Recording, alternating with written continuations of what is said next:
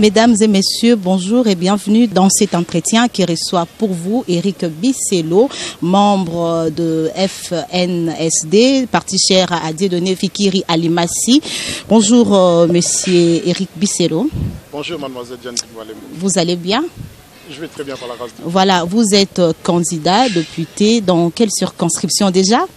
D'ores et déjà, je suis natif de Tchangou, donc de Ndjili plus précisément. Donc on revient toujours à la base et à la source. Je suis candidat à Tchangou pour la députation nationale. Voilà, bien que c'est déjà la fin de la campagne, comment la campagne s'est passée, s'est déroulée de ton côté? Les bilans de la campagne. Étant donné que c'est une question plutôt d'anticipation, mon équipe et moi, on a élaboré une stratégie initiale qui était d'abord de connaître la population de Tchangou, parce que Tchangou c'est grand. C'est une population diverse, multiple. Donc il fallait faire le tour de ces 5 communes, à savoir Ndjili, Massina, Maluku, Kimbantseke et Télé. Donc le fait de faire la tournée, ça nous a permis en fait de prendre conscience des besoins réels des habitants de Tchangou. Ça c'était une première approche avant même que tout le monde puisse descendre dans l'arène et puisse dire votez-moi, votez-moi, votez-moi. Notre initiative était d'abord de savoir qu'est-ce que nous pouvons faire pour vous, qu'est-ce que nous attendons de vous. Et donc réellement qu'on établisse des relations de confiance. Après cette phase, en effet, il y a une phase où il fallait être sur le terrain de manière intensive. Là, on s'est organisé avec mon équipe qui était sur le terrain. Et là, c'était aussi la phase de concrétisation de nos démarches. C'est-à-dire qu'au préalable, nous avons rencontré dans certains villages, dans certains lieux, des personnes qui avaient des besoins déterminants pour la communauté. On a pris l'engagement. Et durant la période où les gens battent campagne, ils affichent des drapeaux, ainsi de suite, nous, on a voulu réagir et réaliser les promesses. Une fois réalisées, et là, nous sommes dans la phase en fait de confirmation, parce qu'on a vu qu'il y a encore plus de monde. Êtes-vous serein déjà? On peut dire que vous êtes sûr, certain, que vous serez élu dans votre circonscription? Je serais Dieu, sans blasphémer, j'aurais dit oui. Mais Dieu seul sait le devenir de chacun. Mais je suis serein en termes de propagande, de la manière dont nous avons agi et de la campagne qui a été menée. Je suis serein parce que j'ai une équipe superbe, en commençant par Maman Béatrice, Maman sociale du quartier 5, en passant par Teams, Maître Teams, ou bien Maître Rio de Ndjili et voilà, tous les acteurs qui m'ont accompagné ont répondu présent. Donc ce côté-là, je suis tout à fait serein. Et le soutien aussi des chefs coutumiers, que ce soit de Fumuketu ou de Petro Congo, des gens qui sont du quartier, qui veulent apporter leur contribution à ma campagne, à savoir Bananjili, Bangomoro déjà, tous les enfants natifs de Ndjili. Donc oui, je suis serein parce que je me dis qu'on a fait du bon travail. On comprend que vous êtes serein de votre côté et l'évaluation pour toute l'étendue de la République démocratique du Congo. Vous avez senti vraiment l'engouement de la campagne? Il n'y a pas eu d'engouement. Il est vrai que c'était ça aussi un paradoxe. Et personnellement, j'avais du mal à faire cette campagne. Parce que je me dis, nous sommes avec une population qui souffre tellement et qu'à un moment, ça me semblait tellement horrible d'investir des milliers de dollars à faire des t-shirts, alors que ces milliers de dollars, on peut construire une digue, on peut empêcher qu'une maison se croule, on peut aider une famille à enterrer un proche, on peut aider à remettre du courant dans un quartier. Donc c'est un paradoxe. Il n'y a pas eu d'engouement parce que on a eu des soubresauts s'agissant bien de savoir certaines régions qui sont exclues, d'autres qui ont été empêchées de faire campagne. Ça n'était pas serein et malheureusement, ça fait partie des aléas de cette campagne. On attend juste le résultat. Voilà, les scrutins qui devraient se dérouler, se tenir déjà le 23 décembre dernier, a été reporté et le président de la CENI, Corneille Nangaa, a déclaré que fin de la campagne, 7 jours avant le scrutin. Vous êtes juriste de formation. Est-ce que c'est légal cette mesure? C'est tout le paradoxe de notre pays. C'est-à-dire qu'on a tendance à penser qu'une personne qui occupe une fonction peut faire la pluie et le beau temps. Non, nous sommes régis par des lois de la République. Les lois émanent de l'Assemblée nationale. Et moi, ce que je sais, en tant que juriste, la campagne, c'est 30 jours avant la date d'élection. Selon l'article 28. Oui, et prend fin un jour au préalable. Tout à fait. Donc, ce n'est pas... excusez-moi du terme, M. Nangaa qui va dire si cela est bon ou pas. C'est-à-dire que la loi ne peut pas être balayée comme ça d'un revers de main parce que nous, on n'était pas prêts ou on s'est montré incompétent à certains endroits. Donc, je trouve que c'est malsain. C'est malsain en termes de respect de la loi, mais en même temps, si ça paraissait être une nécessité pour que l'organisation des élections se passe de manière apaisée et sûre pour tout le monde, admettons, c'est une forme de concession que nous accordons à M. Nangaa. Voilà. Vous nous permettez une concession alors que vous êtes juriste de formation, alors que vous devez vous lever et dire non à cette mesure. Est-ce que cela aurait changé quelque chose? C'est ça la question. Voilà pourquoi on dit que les Congolais sont naïfs aujourd'hui. Hein. Non, mais parce qu'ils sont naïfs, parce que ce n'est pas les Congolais qui sont naïfs. C'est-à-dire les premières personnes à se lever sont dans l'Assemblée nationale actuellement. Mais vous êtes un leader, vous êtes un leader de l'opinion. Je suis un leader, mais cela dit, je vais vous dire une chose. Imaginons avec les échos qu'on a eus depuis le début de cette année, on dit les élections, il n'y aura pas des élections. Il y en a beaucoup qui n'ont pas battu campagne. Nous, on n'a pas reçu de fonds pour battre la campagne, on l'a fait de nos propres moyens. Pourquoi est-ce qu'il n'y a pas eu cet engouement? Parce qu'on dit il n'y aura pas élection, il n'y aura pas élection. Et moi, je ne veux pas qu'on donne raison à des oiseaux de mauvais augure qu'il n'y ait pas des élections. Non, on va accepter les concessions pour qu'il y ait des élections. Dans tous les cas, parce que c'est une nécessité démocratique. On a besoin de cela pour que notre démocratie survive. C'est une nécessité. Et donc, oui, on peut accepter une concession, mais les premières personnes qui doivent prendre les choses en main sont les députés qui sont censés nous représenter tous à l'Assemblée nationale. C'est-à-dire c'est eux qui ont le mandat d'agir et de réagir. Mais il y a eu déjà clôture à l'Assemblée nationale. Comment voulez-vous qu'ils viennent encore parler de vous pendant cette période de la campagne électorale? Clôture, oui, mais ils restent députés jusqu'aux prochaines échéances. Donc c'est-à-dire que ces députés, c'est eux qui seraient les premiers à parler. Moi, en tant que juriste, oui, je peux manifester mon étonnement ou mon désapprobation parce que je suis non seulement juriste, mais je suis un légaliste et j'aime qu'on marche selon les lois de la République. Parce que c'est ça qui nous permet d'être tous égaux et de garantir à chacun un avenir plus serein dans notre République. Alors, Monsieur Éric Bisselo, vous êtes candidat à la Tchangou. La Tchangou, c'est un grand district. Avez-vous un projet pour votre circonscription, la Tchangou? La Tchangou n'est pas un grand district, c'est le plus grand des districts.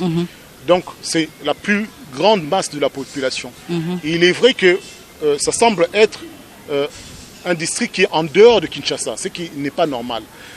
Je regarde, nous sommes capables au Tchangou de faire ou de défaire un gouverneur de la ville de Kinshasa. Nous sommes capables de faire ou de défaire des députés nationaux. Donc, on est capable aussi de faire gagner un président de la République. Pourquoi est-ce qu'on manque de route?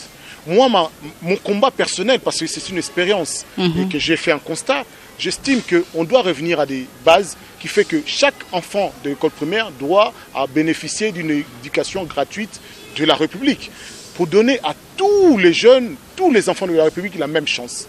Donc ne serait-ce que l'école primaire, c'est une nécessité pour que tout le monde, quel qu'il soit, que votre famille, l'endroit où vous habitez, vous puissiez accéder à une éducation gratuite. Ensuite, il y a forcément quelque chose à voir au niveau de la santé. Si on ne peut pas avoir de la santé gratuite pour tous, il est au moins possible de voir pour les personnes âgées, pour des retraites, pour un certain tranche des enfants, une forme de cotisation, ne serait-ce que minime, une participation symbolique de la famille pour permettre à ces familles de bénéficier des soins. Parce que, grâce à manque des infrastructures, il y a beaucoup de gens qui tombent malades. Vous meniez déjà des actions? Personnellement, je mène déjà des actions du social. Il est vrai qu'en ayant encore du poids au niveau de l'Assemblée nationale, je pourrais encore amplifier ce que j'avais déjà commencé. Donc je parle en termes d'expérience et ce qui peut être fait, qui doit être fait. Quelle action, par exemple, avez-vous déjà menée? Nous avons, que ce soit ici, à Massina, à Petro-Congo, j'ai trouvé scandaleux qu'une partie de la population ne puisse pas avoir accès à l'électricité parce qu'un câble de 10 mètres manque. C'est extraordinaire que la compagnie de régie de l'électricité ne puisse pas mettre son argent pour donner à chaque Congolais l'accès à ce droit. En sachant que dans certaines régions, dans certains lieux où nous avons intervenu, on a un besoin criant du social. C'est-à-dire qu'il faut que les gens, l'église puisse être soutenue ou un petit quelque chose. Nous le faisons en termes du social. Maman batte kata, moi pas ma pas, ainsi de suite. Donc nous nous battons dans cette optique-là. Et moi je reste ferme que l'homme doit être au centre de tout. C'est-à-dire le Congolais doit être au centre, c'est l'intérêt premier de tous les politiciens. Il faut que ce soit le devenir du Congo, son avenir, où est-ce qu'il va bien évoluer. Donc il y a beaucoup de choses à faire, mais je pense qu'on ne va pas attendre que le président de la République le fasse. En tant que député national, nous avons un devoir de faire en sorte que Tchangou puisse devenir aussi vivable qu'Agombe. Déjà, quel est le rôle d'un député? Ce ne serait-ce que plus simplement voter des lois, c'est son rôle initial, voter des lois. Avez-vous déjà une loi que vous allez proposer à l'Assemblée nationale? Je vous ai dit, l'éducation gratuite. Il faut revenir à ce base-là. Pour l'école primaire, c'est l'éducation gratuite. Et on rappelle que le droit, c'est un droit, l'accès à l'eau et à l'électricité. Parce que nous, la République démocratique du Congo, vend du courant. Et pourquoi est-ce que nous-mêmes nous en manquons? Ça doit devenir un droit constitutionnel. Non seulement, mais son application doit être aussi stricte. À part cela, je peux aussi parler de tas de paramètres, de tas de choses qui sont anormaux. Les députés peuvent aussi favoriser l'intégration des entreprises dans la zone de Tchangou. Il y a des espaces, il y a des lieux inoccupés. Tchangou, c'est une richesse dont je me souviens encore dans les années 70, où on pouvait faire des élevages, où on pouvait faire de l'agriculture intense. Donc c'est un territoire qui est immense où tout est possible.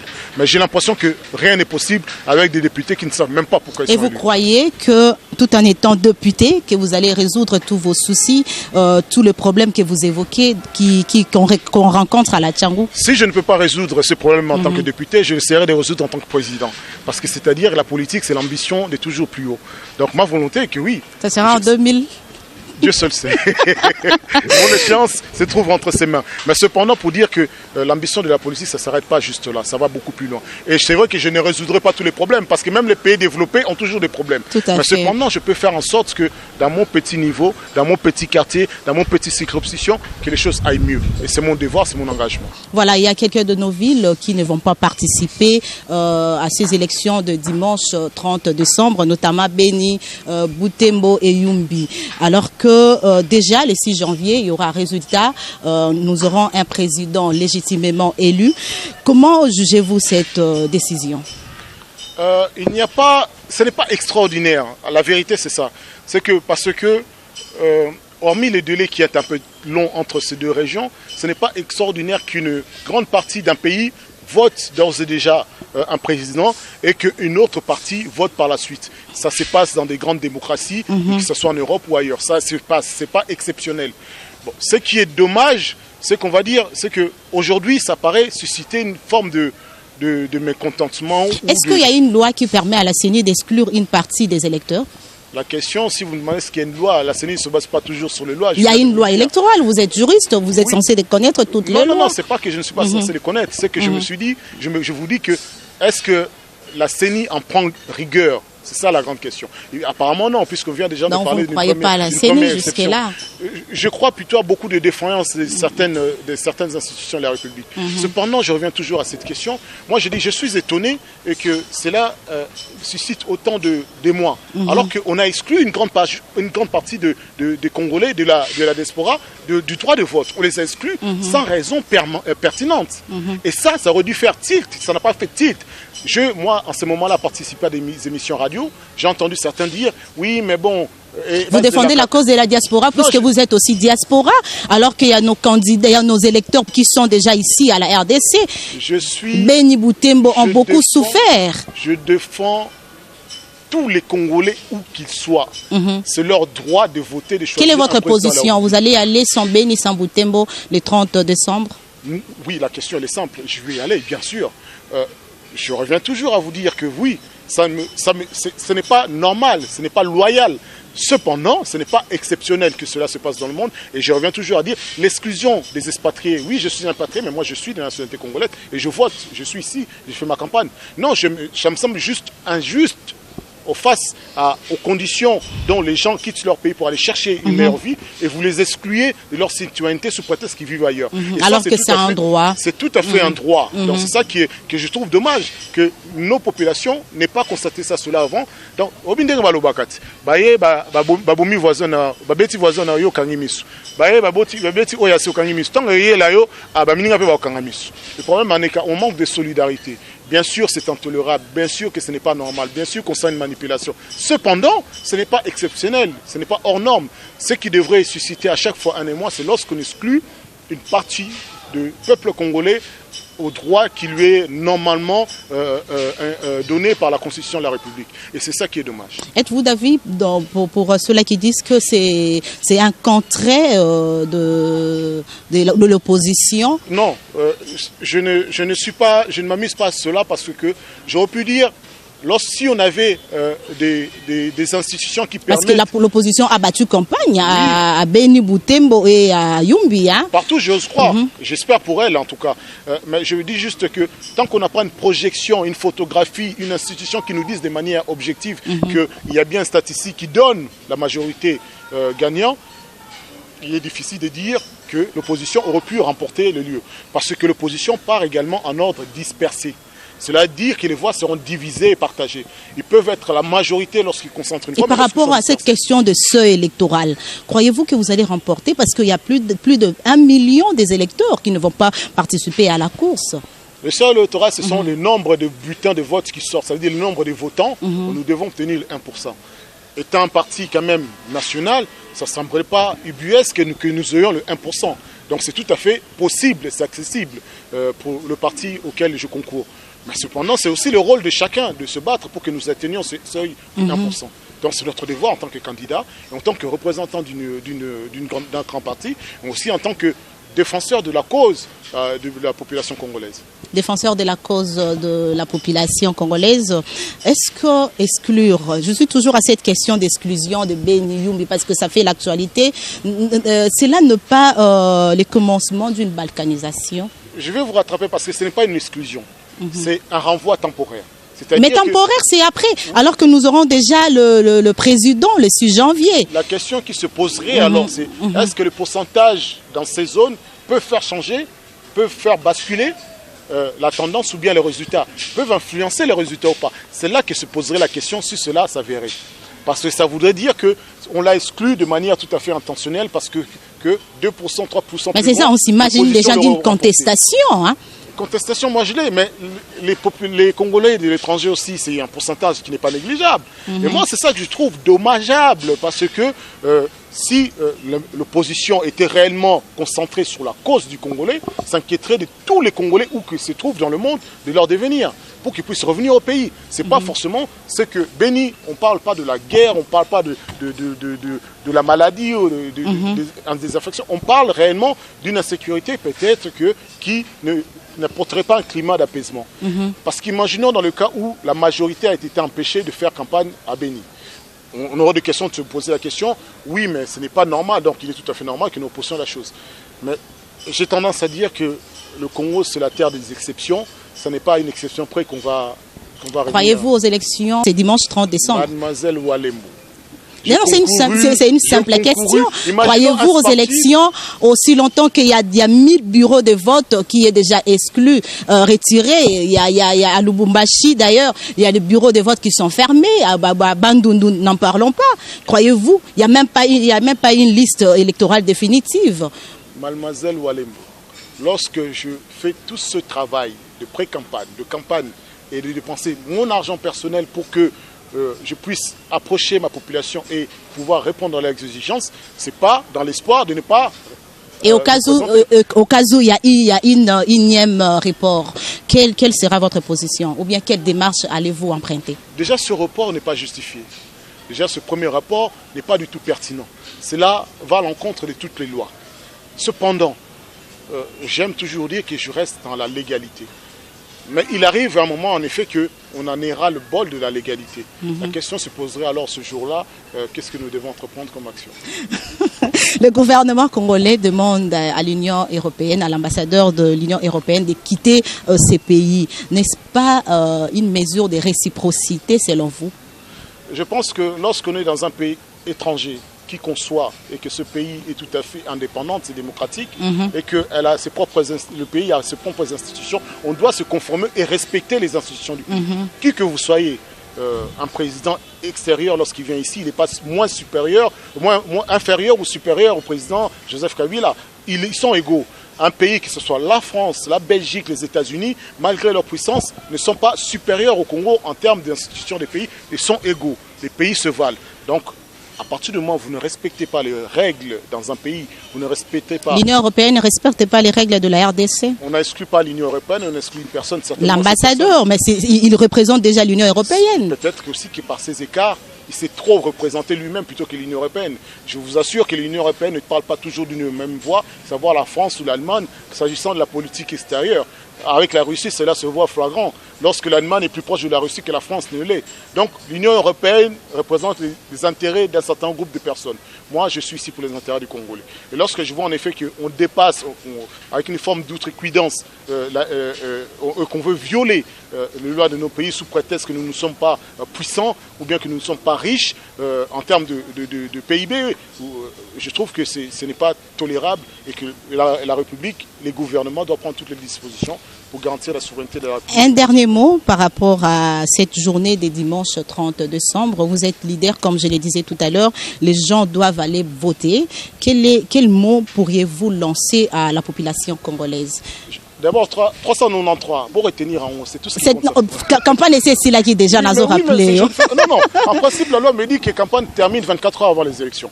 Mais cependant, je me dis que vous ne devez pas retenir 393. Mais cependant, à la question que vous me posez tranquillement, je dis juste une chose, que c'est un droit légitime et sacré, le vote. Ce n'est pas quelque chose qu'on prend à la légère. Il y a, dans certains pays, des gens sont morts pour obtenir ce droit. Les femmes ont dû manifester à mort, même en Europe, pour obtenir ce droit. Ce n'est pas un droit banal qui d'aller dire « j'ai le droit de choisir celui qui va gouverner, qui va me gouverner pendant 5 ans ». À plus forte raison, lorsque une seule même élection met en joue autant de paramètres, à savoir présidentiel, législatif ou provincial, c'est un devoir. Non seulement c'est un devoir, c'est une nécessité, parce que si tu veux que les choses changent, si on veut changer au 1er janvier, il faut y avoir le 30 décembre. Il faut qu'ils aillent voter. Ce n'est pas juste Bango. Quand tu fais que tu leur fais la part belle, Bango voter. Mais c'est un droit pour tous les Congolais. Osa d'accord, mais Kendo voter, Ola qui s'accusa d'accord. Osa d'accord Kendo voter. À part cela, moi je dis une chose, qu'il faudrait que chaque Congolais s'approprie de la politique à Ebake. Et ça, en jeu Moroté Kara, Nathalie Naleki, Bango Bazio Kanarata Bonté. Les affaires concernées directement salaire banana, classe, banzela. Donc c'est l'affaire. Même la Bible dit, hein, notre bonheur en dépend. Merci beaucoup. Je rappelle que nous recevions Éric Bisselo, candidat député national à la Tchangou. Merci beaucoup. Vous étiez nombreux à nous suivre. Si vous avez à réagir, à nous écrire, écrivez-nous. Le numéro est affiché au bas de vos petits écrans. Vous voulez aussi, vous qui êtes de la Tchangou, vous voulez rencontrer Éric Bisselo, appelez-nous, contactez-nous. Il est là, il va vous recevoir. Merci beaucoup et on se retrouve très prochainement. Au revoir.